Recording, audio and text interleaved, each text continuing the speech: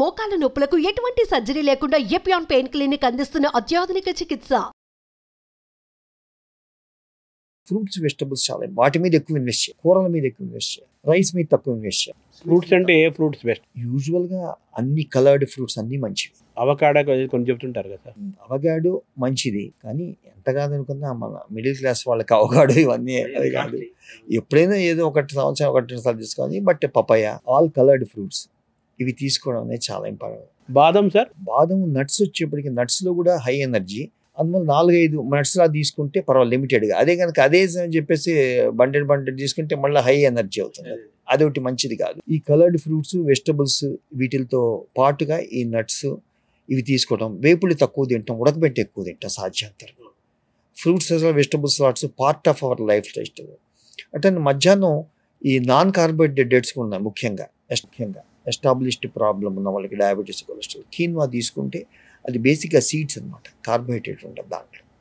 అది అట్టని లిమిటెడ్గా ఈ మన కొర్రలు ఇవి ఉన్నాయి, చిరుధాన్యాలు, అవి మనం ఫైబర్ డైట్ కాబట్టి మనం తక్కువ తీసుకొని కడుపు నిండిపోతుంది.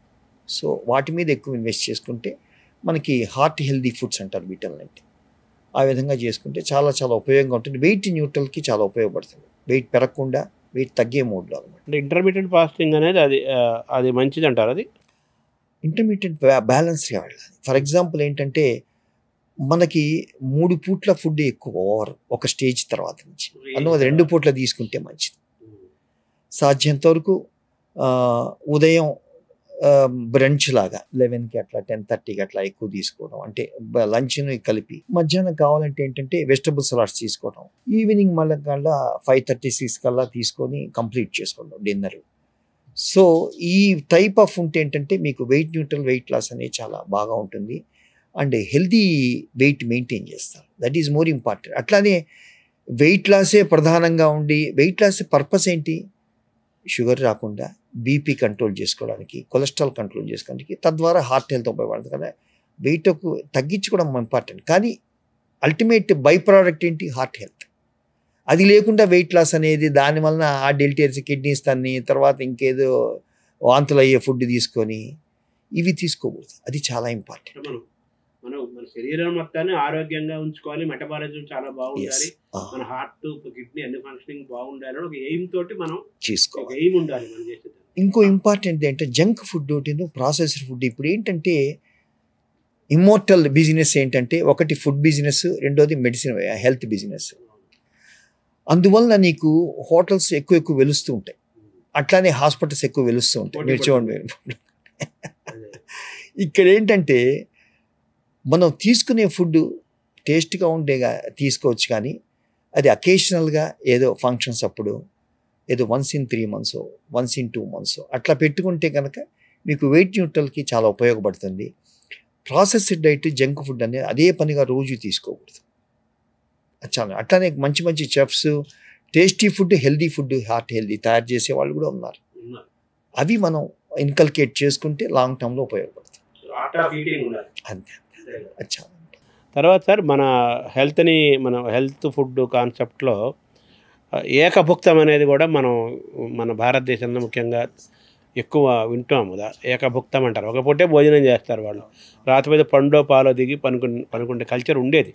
దాని యొక్క ఇంపార్టెన్స్ ఏంటి సార్, రిలవెన్స్ ఏంటి? ఇది యాక్చువల్గా మన ఉపవాసాలు కానీ అట్లానే ఏకభుక్తం కానీ ఒక ఏజ్ వచ్చిన తర్వాత అందరం ప్రాక్టీస్ చేయాలి. యాక్చువల్గా ఏజ్ నుంచి అని లేదు, యూజువల్గా 55-60 years నుంచి అంతా అంటే రిక్వైర్మెంట్ తగ్గుతుంది. మనకి నడక ఉండదు, ఫిజికల్ యాక్టివిటీ తక్కువ ఉంటుంది కదా. బాడీ రిక్వైర్మెంట్స్గా మెటబాలిక్ ప్రాసెస్ స్లో అవుతుంది. యాజ్ యువర్ ఏజ్ అడ్వాన్సెస్ నీ బేసల్ మెటబాలిజం తగ్గిపోతూ ఉంటుంది. So to keep your metabolic active, ఈ 20 minutes వాకింగ్ చేస్తూ మన రిక్వైర్మెంట్స్ ఫుడ్ కూడా తగ్గిపోతుంది. కాబట్టి మనకి ఏకభుక్తం తీసుకొని మీకు ఏదైనా fill up the blanks with the vegetable salads.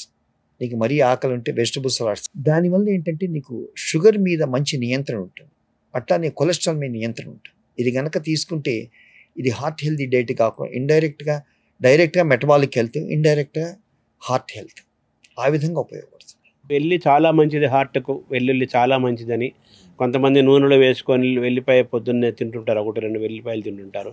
అలాగే ఫుడ్లో కూడా వెల్లిపాయలు వేసుకుంటారు, వేరే ఐటమ్స్లో వెల్లిపాయలు వేసుకుంటారు. కొంచెం డైరెక్ట్గా వెళ్ళే తేనెలో కలుపుకొని కాచుకొని కూడా తింటుంటారు. వెల్లికి హార్ట్కి ఉన్న రిలేషన్ ఏంటి? నిజంగా అంత వెల్లి అంత ఉపయోగపడుతుందా? అంటే యూజువల్గా ఈ వెల్లుల్లి అనేది కొలెస్ట్రాల్ తగ్గిస్తుంది, కానీ మరి ఎవిడెన్సెస్ ఏంటంటే ఈ కొలెస్ట్రాల్ తగ్గించడం వల్ల హార్ట్ బ్లాక్స్ ప్రివెంట్ చేయడం మీద అసలు ఏ స్టడీస్ లేవు. అందువల్ల ఏంటంటే నీకు వెల్లుల్లి దేనికి వచ్చింది? Just keep the food more tasty, ఆ విధంగా చూడాలి. కొలెస్ట్రాల్ లెవెల్లో దానికి కొంచెం పోర్షన్ ఉంది కాబట్టి ఆ విధంగా చూడాలి తప్ప వెల్లుల్లి తినేసి పూర్తిగా మనం హార్ట్ బాగుంది అనుకోవడం అనేది భ్రమాది. సో గుండెని కాపాడటంలో, గుండె హెల్త్ దెబ్బతినకుండా ఉండటంలో కొలెస్ట్రాల్ ఒక్కటే కాదు కదా, ఇంకా చాలా ఉన్నాయి కదా రిలేటెడ్గా. ఒకటి ఏంటంటే మెటబాలిక్ హైపర్ టెన్షను, తర్వాత షుగరు, కొలెస్ట్రాల్, వీటితో పాటు హెరిడిటరీ. ముఖ్యంగా ఏంటంటే హెరిడిటరీగా పేరెంట్స్కి కనుక 55 ఏళ్ళ లోపల హార్ట్ ప్రాబ్లమ్స్ ఉంటే పిల్లలకు కూడా 35-40 ఇయర్స్కి వచ్చే అవకాశాలు ఎక్కువ ఉన్నాయి అన్నమాట. సో అందువల్ల hereditary plays a significant role. ఆ తర్వాత మోస్ట్ ఇంపార్టెంట్ స్మోకింగ్. ముఖ్యంగా స్మోకింగ్ కూడా యంగ్ హార్ట్ అటాక్స్కి ప్రధానమైన పాత్ర స్మోకింగ్, హెరిడిటరీ అనమాట. 30 ఏళ్ల లోపల యంగ్ అంటారు, వెరీ యంగ్ అంటారు, వాళ్ళలో ఈ రెండు చాలా మేజర్ రిస్క్ ఫ్యాక్టర్స్. మిడిల్ ఏజ్లో diabetes, hypertension, high cholesterol because of the environmental factors, excessive calorie intake వల్ల వచ్చేవి ప్రధానమైన పాత్ర. పెద్ద ఏజ్లో ముఖ్యంగా ఏంటంటే age related wear and tear phenomena వల్ల calcium accumulation more than 70 years తర్వాత కాల్షియం బ్లాక్స్. సో ఇవి ప్రధానంగా రిస్క్ ఫ్యాక్టర్స్. ఇవి కాకుండా ఒకేషనల్గా అప్పుడప్పుడు మనకి స్మోకింగ్ హ్యాబిట్లో కాకుండా అదర్ రిస్క్ ఫ్యాక్టర్స్, కొంతమందికి ప్రెగ్నెన్సీలో ఒక్కోసారి థ్రాంబోటిక్ టెండెన్సీ, కొంతమందికి థ్రాంబోటిక్ డిజార్డర్ అంటే క్లాట్ ఫార్మింగ్ టెండెన్సీస్ ఉన్న వ్యాధులు ఉండటంలో ఈ డైరెక్ట్ థ్రాంబోసిస్ గుండె రక్తాలు కూడా ఎఫెక్ట్ అయ్యి హార్ట్ అటాక్స్ వచ్చే సందర్భాలు ఉంటాయి. సో ఇవి మేజర్గా మనకి తెలియనివి చాలా ఫ్యాక్టర్. ఇన్ఫ్లమేటరీ డిసీజెస్ కూడా ఉన్నాయి, ముఖ్యంగా కొన్ని ఆటోఇమ్యూన్ డిసీజెస్లో ఇవి కూడా గుండె రక్తాలను ఎఫెక్ట్ ఇచ్చి తద్వారా వాస్కులైటిస్ అని, చిన్నపిల్లల్లో కవసాకి డిసీజ్ అని, ఇవన్నీ రేర్ వ్యాధులు. తర్వాత మన హార్ట్ని కాపాడుకోవటంలో మనం తీసుకోవాల్సిన జాగ్రత్తల్లో బ్లాక్స్ ఏర్పడుతుంటాయి అంటుంటారు కదా. ఒక బ్లాక్ పడింది అంటారు, మల్టిపుల్ బ్లాక్స్ అంటుంటారు. దాన్ని ఎలా తెలుసుకోవాలి మనం, మన గుండెలు బ్లాక్స్ పడ్డాయని? సో ఫస్ట్ ఏంటంటే ఈ బ్లాక్స్ అనేది ఒకటి మేనిఫెస్ట్ అవ్వచ్చు, లేకపోతే మేనిఫెస్ట్ అవ్వకుండా సైలెంట్గా ఉండొచ్చు.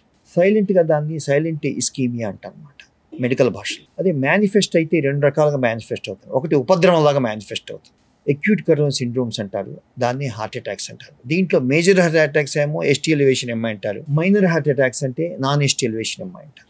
రెండోది ఏంటంటే క్రానిక్, అంటే నడుస్తుంటే నొప్పి రావటం, రెస్ట్ తీసుకుంటే తగ్గటం, దాన్ని chronic stable angina or variable threshold angina అంటమాట. ఇవి మేనిఫెస్టేషన్స్. అన్మానిఫెస్ట్ ఏమో సైలెంట్ ఇస్కీమియా అంటమాట. సో ఇవన్నీ మేనిఫెస్టేషన్స్లో హార్ట్ అటాక్స్ సస్పిషన్ చేస్తారు కార్డియాలజిస్ట్.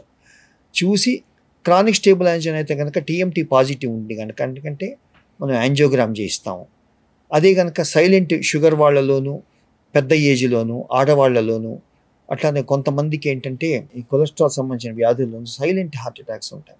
సో ఈసీజీలో మార్పులు కనుక ఉండి సైలెంట్ చేంజెస్ ఉండి ఏ పాష్టం కష్టం లేకుండా ఉన్న వాళ్ళకు కూడా ఈ సిటీ యాంజియో చేయిస్తాం. ఎందుకంటే ఏ మనిషికి ఏ కష్టం లేకుండా ఉంటే నీకు హార్ట్ ప్రాబ్లం ఉంటే అవన్నీ నమ్మరు, న్యాచురల్. అది తిమ్మరు చెప్పినట్టుగా పెద్ద గీత ఉంటే మనం చిన్న గీత చూపించాం. నీకు ఏ కష్టం లేకుండా నీకు కష్టం ఉంటే ముందు జనాలు దిగ్భ్రాంతి లోనవుతారు. ఇప్పుడున్న కాలంలో అంటే డాక్టర్లు భయపెడతారు, ఊరికనే కమర్షియల్ అంటే